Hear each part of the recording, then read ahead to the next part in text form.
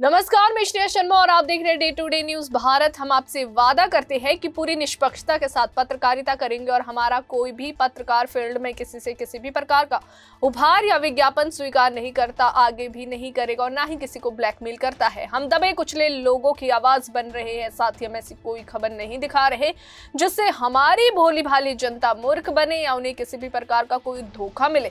हम लोकतंत्र के चौथे स्तंभ को और अधिक मजबूत करने की पूरी कोशिश कर रहे हैं। अब बात करते हैं खबर की। अमेरिकी राष्ट्रपति डोनाल्ड ट्रंप ने वेनेजुएला पर दबाव को अभूतपूर्व स्तर तक बढ़ाते हुए मंगलवार को एक बड़ा और सख्त फैसला लिया है।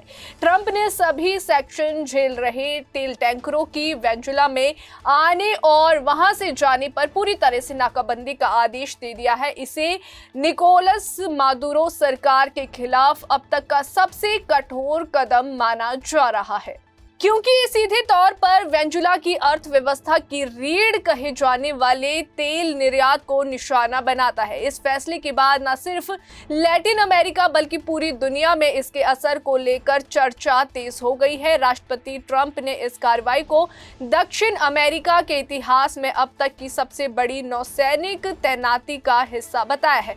उन्होंने साफ शब्दों में चेतावनी दी है कि ये केवल शुरुआत है और आने वाले दिनों में मादुरो सरकार पर दबाव और भी ज्यादा बढ़ाया जाएगा।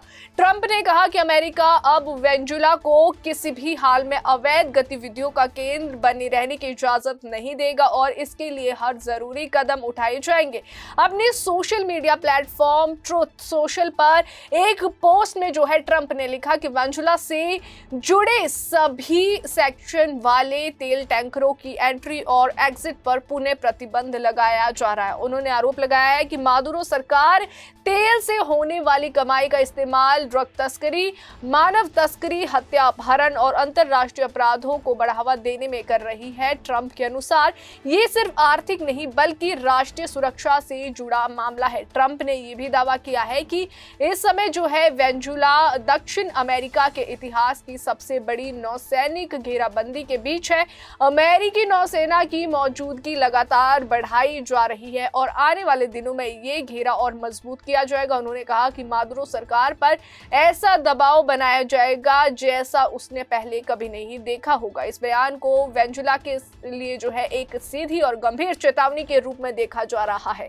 अमेरिकी राष्ट्रपति ने मादुरो सरकार पर अमेरिकी संपत्तियों की चोरी का भी आरोप लगाया। ट्रंप के मुताबिक वेनेजुएला सरकार ने अमेरिकी कंपनियों की तेल संपत्तियों, जमीन और अन्य संसाधनों पर अवैध कब्जा किया है, जिन्हें तुरंत लौटाया जाना चाहिए। उन्होंने कहा कि अमेरिका अपने संसाधनों और हितों की रक्षा के लिए हर विकल्प पर विचार कर रहा है। इस मुद्दे को ट्रंप ने अवैध प्रवास से भी जोड़ते हुए कहा कि जो लोग बाइडेन प्रशासन के दौरान अमेरिका भेजे गए थे उन्हें अब तेजी से वापस वेनेजुएला भेजा जा रहा है। ट्रंप का कहना है कि अवैध प्रवास और वेनेजुएला की आंतरिक स्थिति एक दूसरे से जुड़ी हुई है और मादुरो सरकार की नीतियों ने इस संकट को जन्म दिया है। ये ऐलान ऐसे समय में किया गया है जब हाल ही में अमेरिकी सेना ने एक वेनेजुएलाई तेल टैंकर को जब्त किया था। इस कार्रवाई के बाद पहले ही अंतरराष्ट्रीय जल क्षेत्र में तनाव बढ़ गया था। ट्रंप ने इससे पहले भी कई बार जमीनी सैन्य कार्रवाई की धमकी दी, जिसे लेकर कूटनीतिक हलकों में चिंता जताई जा रही है।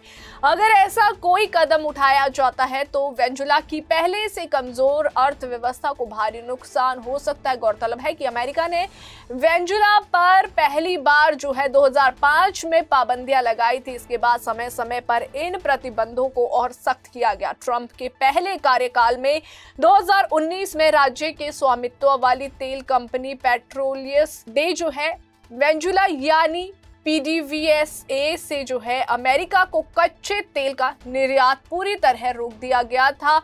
उस फैसले ने जो है वेनेजुएला की अर्थव्यवस्था को गहरा झटका दिया था। हालांकि बाद में जो बाइडेन प्रशासन ने 2022 में वैश्विक ईंधन कीमतों को काबू में रखने के लिए अमेरिकी कंपनी शेवरॉन को वेनेजुएला में सीमित रूप से काम करने की अनुमति दी थी। इस छूट का मकसद अंतर्राष्ट्रीय बाजार में तेल की आपूर्ति बनाए रखना था, लेकिन डोनाल्ड ट्रंप ने इस साल जो है मार्च में उस छूट को रद्द कर दिया और बाद में बेहद सख्त शर्तों के साथ दोबारा जारी किया गया ताकि किसी भी हालत में मादुरो सरकार तक पैसा ना पहुंचे। फिलहाल शेवरॉन ही वेनेजुएला में काम करने वाली एकमात्र अमेरिकी कंपनी है और उसका ऑपरेशन भी काफी सीमित है। वही कंपनी अपने उत्पादन का एक हिस्सा जो है PDVSA को जो है देती है, लेकिन उस पर भी जो है कड़ी निगरानी रखी जा रही है। वेनेजुएला के पास दुनिया के सबसे बड़े प्रमाणित तेल भंडार मौजूद है, लेकिन सालों से चले आ रहे प्रतिबंधों, कम निवेश और खराब प्रबंधन की वजह से तेल उत्पादन बेहद कम हो गया है। मौजूदा हालात में वेनेजुएला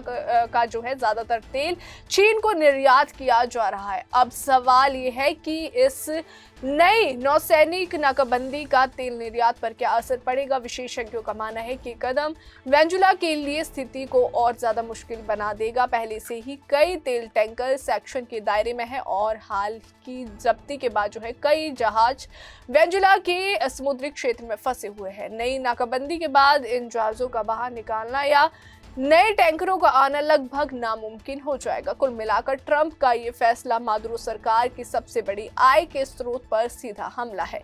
इससे वेनेजुएला की अर्थव्यवस्था पर और भारी दबाव पड़ेगा, आम लोगों की मुश्किलें बढ़ सकती है और अंतर्राष्ट्रीय स्तर पर तनाव और गहराने की आशंका है। आने वाले दिनों में देखना अहम होगा कि वेनेजुएला सरकार इसका क्या जवाब देती है और क्या ये टकराव किसी बड़े संघर्ष की ओर बढ़ता है या कूटनीतिक समाधान निकलता है।